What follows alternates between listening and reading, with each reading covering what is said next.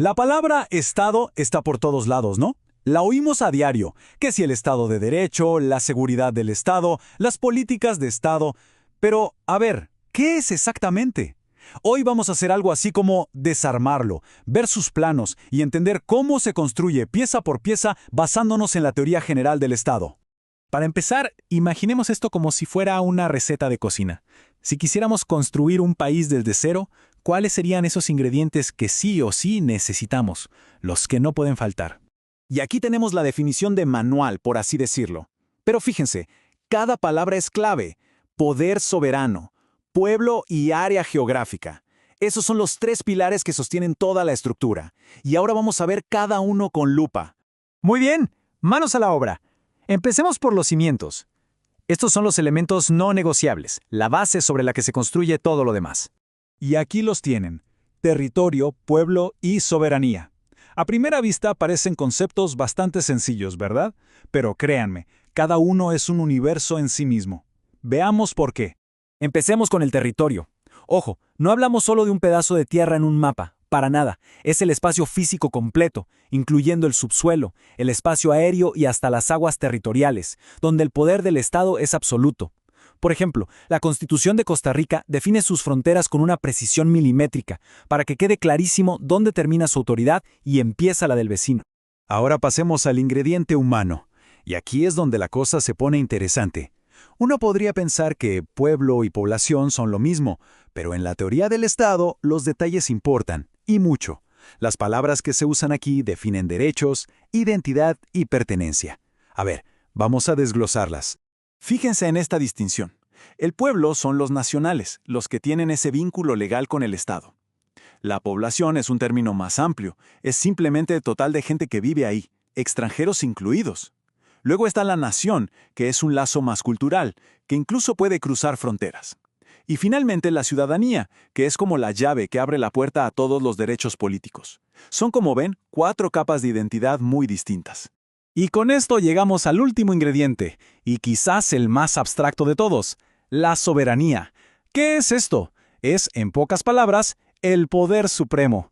Es lo que le permite a un Estado decir, miren, dentro de estas fronteras, mis reglas son las que valen, y punto. No le rindo cuentas a nadie más. Es la autoridad final.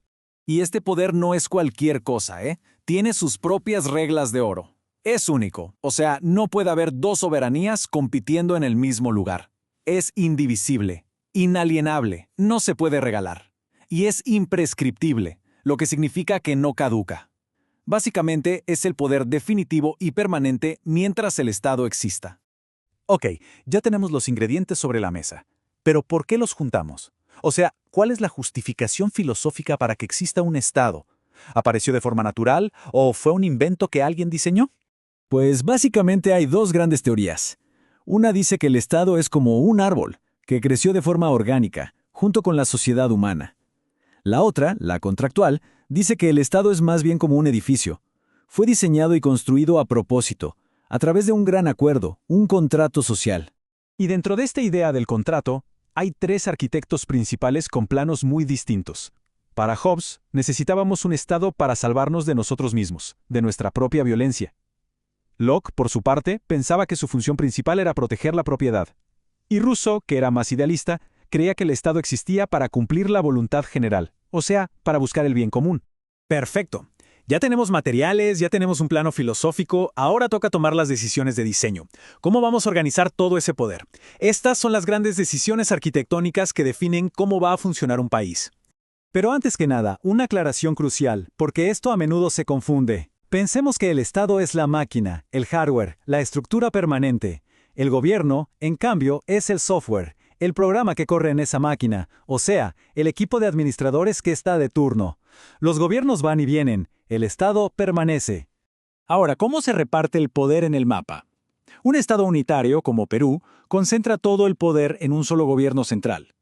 En cambio, en un Estado federal, como Argentina, el poder se comparte entre el gobierno central y las provincias o estados, que tienen su propia autonomía para ciertos asuntos.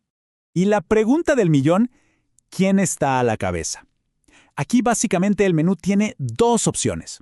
Por un lado, la monarquía, donde el poder se hereda de generación en generación. Y por otro, la república, donde la cabeza del Estado es elegida, porque se entiende que la soberanía, al final, le pertenece a la gente. Ya está el edificio. Ahora necesitamos instalarle el sistema operativo.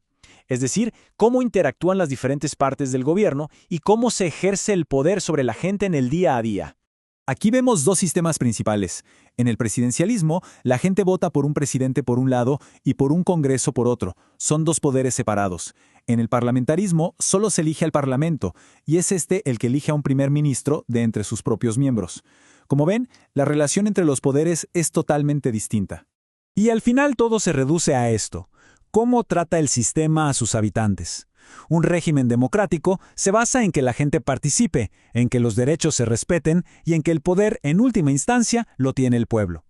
Por el contrario, un régimen autoritario concentra el poder en muy pocas manos y limita las libertades y la participación de los demás. Pero hay un extremo aún más oscuro en este espectro: el régimen totalitario. Este no solo controla la política, sino que busca controlar absolutamente todo: la economía, la cultura, hasta la forma de pensar. Es la máxima expresión del autoritarismo, donde el Estado se mete en todos los rincones de la vida.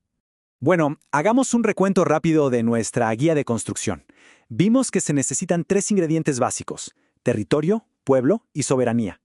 Luego, se elige un plano filosófico para su origen, se decide una arquitectura de poder, unitaria o federal, una forma de gobierno y, por último, un sistema operativo que define el día a día. Cada una de estas decisiones es la que le da forma al Estado que conocemos. Y todo esto nos deja con una última pregunta flotando en el aire para pensar. Con todos estos componentes en su lugar, ¿cuál es el verdadero pegamento que mantiene unido a un Estado? ¿Es la fuerza de sus leyes? ¿La unidad de su gente? ¿O es simplemente el ejercicio puro de su poder soberano? La respuesta quizás es la que define el alma de una nación.